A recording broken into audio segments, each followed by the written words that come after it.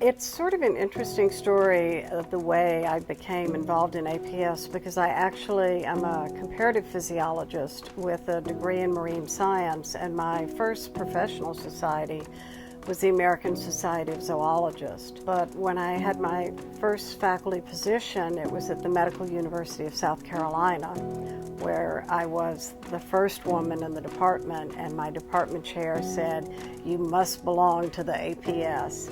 I enjoyed being in the APS, but then I actually dropped out of science for 6 years. And when I came back as an educator, and that really then became my home within the APS was the teaching section. In the 80s, the teaching section was brand new, and shortly after that, the journal Advances in Physiology Education was started. But the section and the journal were still very separate from the rest of the society, which was where all the sections were much more focused on laboratory and bench research.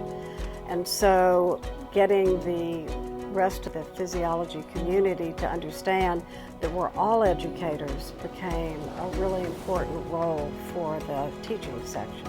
I think that APS has the potential to become the home for all physiology educators, both in the United States and globally. We're collecting a group of resources that are going to benefit people everywhere, and it's creating a community. And I think the community building has been one of the biggest pluses, where people can come and ask questions and get advice and also share their expertise and their experiments and talk about why they did or did not work. So the community aspect at the center, I think, is probably at the heart of why people should be interested in joining.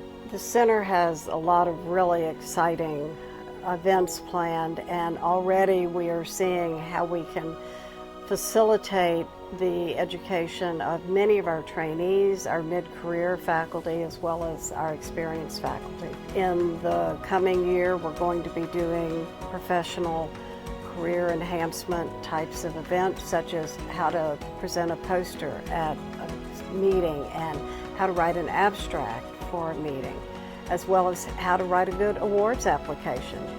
These are things that can benefit people at many levels in the society.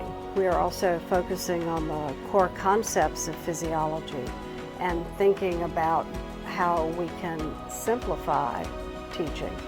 At heart, all physiologists are educators, whether we're educating our graduate students and postdocs and mentoring them in the laboratory, or whether we're doing outreach to our communities, or whether we are trying to educate the general public and correct all the science misconceptions that are out there. Those are all APS members doing all of that, and all of that is education.